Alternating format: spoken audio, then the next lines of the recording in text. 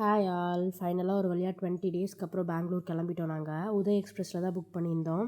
Morning 8:00 அந்த sceneries வந்து செம்ம சூப்பராக இருந்தது. பார்க்கவே செம்மையாக இருந்தது. அன்னைக்கு வந்து பொங்கல் லாங் லீவ் முடிஞ்சு எல்லாரும் ஊருக்கு போகிறனால எங்களுக்கு வந்து அப்பர் கிடைக்கல, லோயர் தான் கிடச்சிருந்தது. கொஞ்சம் கன்ஜஸ்டடாக இருந்தது. மார்னிங் பிரேக்ஃபாஸ்ட் மட்டும் அம்மா இட்லியும் தக்காளி சட்னியும் செஞ்சு கொடுத்துருந்தாங்க. ஸோ நாங்கள் அது ட்ரெயின்லேயே சாப்பிட்டோம். Disadvantage of not choosing Vande Bharat வந்து நாங்கள் அன்றைக்கி ஃபேஸ் பண்ணோம். ஆதிரனுக்கு வந்து ரொம்ப நேரம் உட்காந்துட்டு வந்தால் பிடிக்காது, கொஞ்சம் நேரம் நிற்கணும் அவனுக்கு. பட் வந்தே பாரத்தில் வந்து பின்னாடி கொஞ்சம் இடம் இருக்கும். இங்கே வந்து அப்படிலாம் ரொம்ப கன்ஜஸ்டடாக இருந்த மாதிரி இருந்தது. ஸோ நெக்ஸ்ட் டைம் கண்டிப்பாக வந்தே பாரத் தான். சேலம் ரயில்வே ஸ்டேஷனுமே ரொம்ப க்ரௌடாக இருந்தது இந்த லாங் லீவ் முடிஞ்சு போகிறனால. சீரியஸ்லி இந்த ப்ரீ புக்கிங்லாம் பண்ணாமல் பஸ்ஸில் போகிறவங்களாம் எப்படி தான் போயிருப்பாங்கன்னு தெரில. அதுவும் ஈவினிங் சூஸ் பண்ணவங்களாம் எப்படி தான் ஊருக்கு போயிருப்பாங்கன்னு எனக்கு தெரில. சரி, ஏர்லி மார்னிங் எழுந்தனால சீக்கிரமாக தூங்கிடுவான்னு பார்த்தா அவன் தூங்காமல் எங்களை ட்ராவல் பண்ணிட்டு வந்தான்.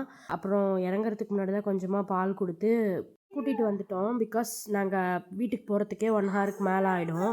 வரைக்கும் தாங்கும்னு சொல்லி தான் இது பண்ணோம். அவன் நல்லா வேடிக்கை பார்த்துட்டு அழகாக குடிச்சிட்டு வந்துட்டு இருந்தான். பார்க்கவே சூப்பராக இருந்தது. எனக்கு ஆதிரன் கொஞ்சம் வளர்ந்துட்டான்னு ஃபீல் ஆச்சு. நெக்ஸ்ட் டைம் கண்டிப்பாக அப்பரில் ஒரு வாட்டி வந்து பார்க்கணும். அம்மா அப்பா அதில் வந்திருக்காங்க, அவங்க சூப்பராக இருக்கும்னு சொல்லியிருக்காங்க. நெக்ஸ்ட் டைம் கண்டிப்பாக அப்பர் தான். அப்புறம் நாங்கள் கேப் புக் பண்ணிட்டு ஹஸ்பண்ட் வரும்போது ஆஃபீஸில் பைக் விட்டுருந்தாரு. ஸோ நாங்கள் கேப்லேருந்து அவர் ஆஃபீஸ்க்கு ஒரு ஸ்டாப் போட்டு பைக் எடுத்துகிட்டு கிளம்பிட்டோம்.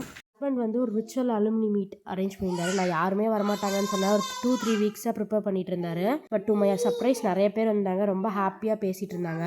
இத்தனை நாள் நாங்கள் வந்து முருகனை மிஸ் பண்ண மாதிரி இருந்தது. திருப்பியும் இந்த மயிலை பார்த்தோன்னே இத்தனை நாள் எங்கே போயிருந்தீங்கன்னு கேட்டுட்டு வந்து பார்க்க வந்த மாதிரி சூப்பராக இருந்தது. எடுத்துகிட்டு வந்த லக்கேஜ்லாம் அன்பேக் பண்ணிவிட்டு சாப்பிட்டுட்டு தூங்கிட்டோம்.